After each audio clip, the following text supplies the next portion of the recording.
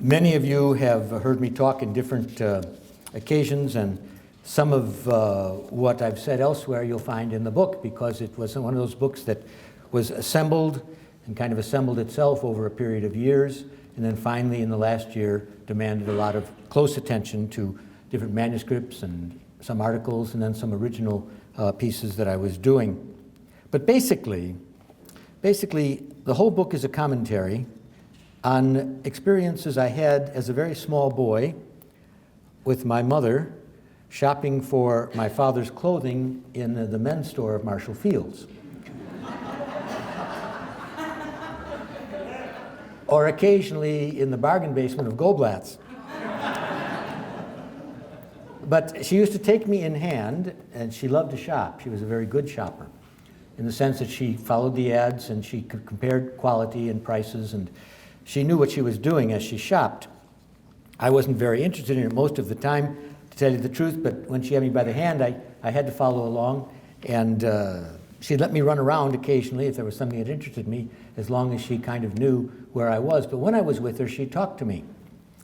And what was most interesting as she went through a men's store was the way in which it was very clear she understood my father's desires and the way he thought, and she would point to different articles of clothing and she'd say, "Your father would not like that. Your father will wear that. He will learn to like that."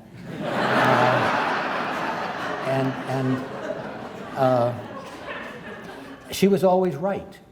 She was always right. That is, she knew him, she had his mind in her mind in such a way that she knew him, I think, better than he knew himself, because when he bought clothing for himself, he almost never wore it. He wasn't, not just because she bought the clothing, that was part of it, I'm sure, but also because she knew what was best for him. And he knew that too, and vice versa. It meant that it's possible to have an individual who knew her own mind and knew that it wasn't her husband's, but nonetheless knew her husband's in such a way that the two minds really were joined and had a kind of relationship that is unique to marriage, or unique also to our relationship to God, who is with us always and through whom we experience everything that we can. So this book attends to the identity that is ours through relationships and the vision necessary to see everything interrelated, to see things whole. The reason why I think it has something to say is because as Americans, we prize our individual creativity, we pursue our dreams, we're encouraged to do that, and that has made us a dynamic society in some ways. It's also made us, in some ways, a society of alienated individuals who imagine that relationships are something added on to who they truly are by their own self-definition and their own self-choices. But when you stop to think about it, it's really very different. Before you know who you are, before you have any self-consciousness at all, you're related. You're born someone's daughter, someone's son, perhaps someone's sister or brother or cousin, and it takes a lifetime to grow into those relationships, to become fully conscious of what that means, to be someone's daughter, someone's son, someone's mother, someone's father. The relationships are there first, before we have any awareness of our individual identity. And the individualism that is part of our political society, because it's a society based upon individuals and their rights, is very important in that realm. But if it is used as a paradigm to explain all of our experience, then we, I think, have a very hard time with something we talk about all the time, because we have a hard time with it, and that is community. And the biggest community, of course, is as big as the globe and as big as the universe beyond it. So the book is about the identity that is ours through relationships that we can't unchoose without destroying ourselves. We can, of course, reject our family, and sometimes it's necessary to move away. We can reject a spouse, we can reject a child. But if we do, a part of ourselves dies. And it's an examination, therefore, first of all, of the relationship to God, which, if that is rejected, brings death here and in the world to come. So the relationships, I guess the thesis is, are more important than the individual.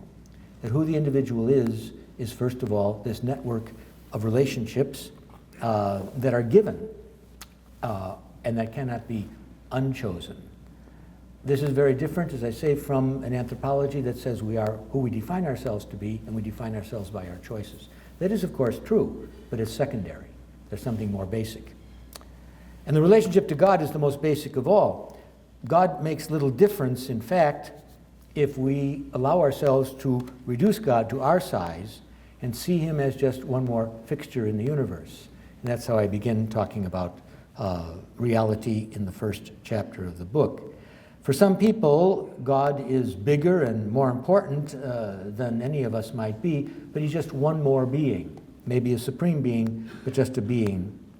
And yet, in our understanding of God, some of it through reason, some of it through revelation, God transcends his creation and is also present within it more intimately than we're present to ourselves, because he is the cause of our being and we are not the cause of our own being.